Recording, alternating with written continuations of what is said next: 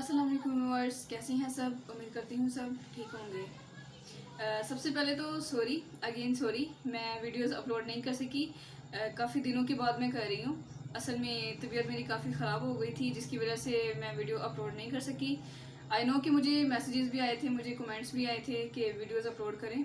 तो असल में तबीयत थोड़ी मेरी ख़राब थी, बल्कि काफ़ी ख़राब थी, जिसकी वजह से मैं जल्दी अपलोड नहीं कर सकी वीडियोज़।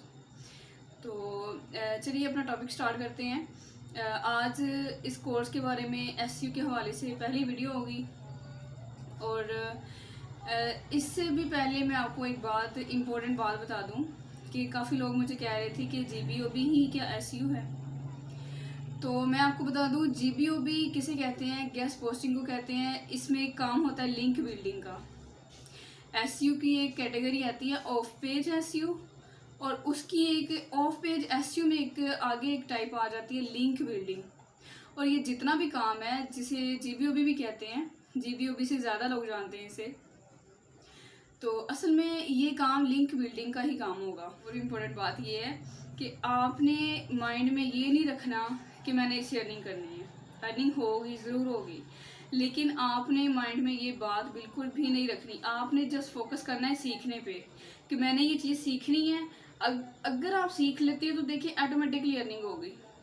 लेकिन अगर आपका फोकस होगा कि नहीं मैंने इसे अर्निंग करनी है, जैसे वो आंखों में डॉलर नज़र आ रहे होते हैं, ये काम नहीं आपने करना कि नहीं मैंने इसे अर्निंग करनी है तो जल्दी से जल्दी मैं काम करूँ। हाँ, लर्निंग करें, उसमें जितनी मर्जी उसे फास्टली करें, उसमें कोई नहीं है। लेकिन आपने माइंड में ये नहीं रखना कि मैंने इसे अर्निंग करनी है। और इसका मतलब ये नहीं है कि इससे अर्निंग होनी नहीं है।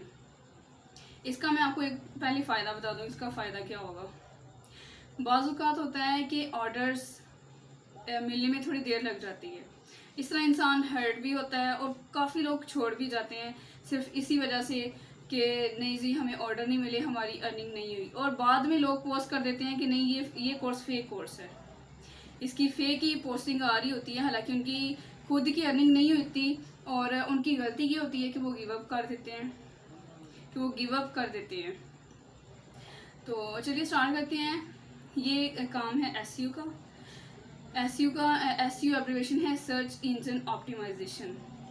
सर्च का मतलब है जो भी हम चीज़ गूगल पे सर्च करेंगे या यूट्यूब पे करते हैं। यूट्यूब भी एक सर्च इंजन है, लेकिन वो वीडियो की सूरत में आता है।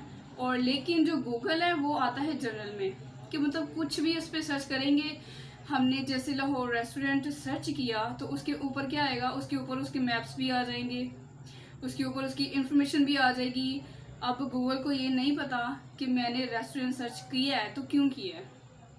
क्या पता मैंने रेस्टोरेंट खुद ओपन करना हो, या क्या पता मैंने रेस्टोरेंट में जाना हो, तो वो लोकेशंस भी सारी सेंड कर देगा। लाहौर के सारे रेस्टोरेंट भी सेंड कर देगा। उसकी डिटेल्स वगैरह सारी मुझे शो हो जाएंगी, उसकी मैप्स शो होंगे, मतलब हर तरह की डिटेल शो करेगा, इमेज शो करेगा, वीडियो शो करेगा।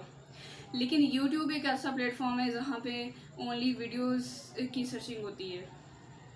अच्छा, सर्च इंजन का मतलब क्या है। सर्च इंजन का मतलब है कि जैसे गूगल एक सर्च इंजन है, ऐसा इंजन जहाँ पे सर्चिंग हो। मतलब अगर गूगल है, गूगल पे हम जनरल की सर्चिंग करेंगे। अब इसकी एक एग्जांपल आती है यूट्यूब, लेकिन यूट्यूब पे हम सिर्फ वीडियो सर्च करते हैं। और अच्छा, सर्च इंजन भी हो गया ऑप्टिमाइजेशन। ऑप्टिमाइजेशन का क्या मतलब है।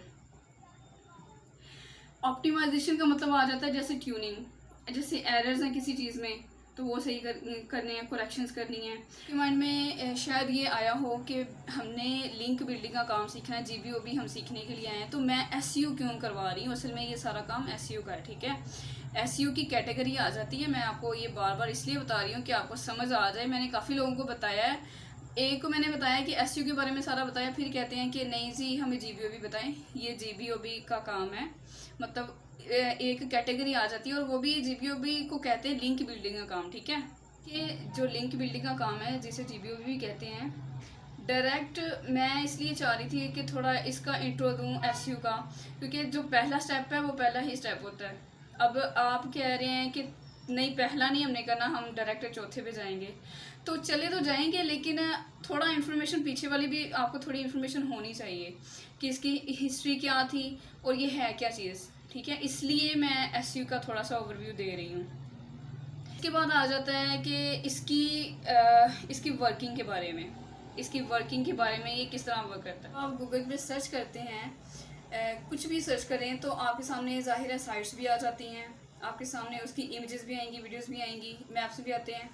तो गूगल को ये किस तरह से पता चलता है कि कौन सी साइट किस नंबर पे रैंक होगी, किस साइट को मैंने पहले नंबर पे लेके आना है, किस साइट को मैंने दूसरे नंबर पे लेके आना है, ऑनवर्ड। इसी तरह बाकी साइट्स के बारे में भी। और इसके बारे में इसकी वर्किंग कैसे होती है। इसकी वर्किंग में सबसे पहले आता है क्रॉलिंग, जिसे हम इंडेक्सिंग भी कहेंगे।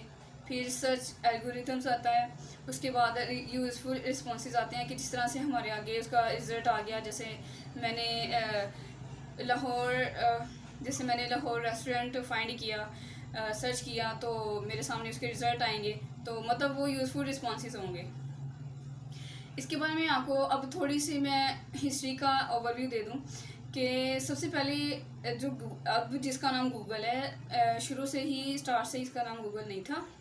सबसे पहले इसका नाम ब्लैक रब था, और लैरी पेज और सर्गे इन्होंने ब्लैक रब बनाया।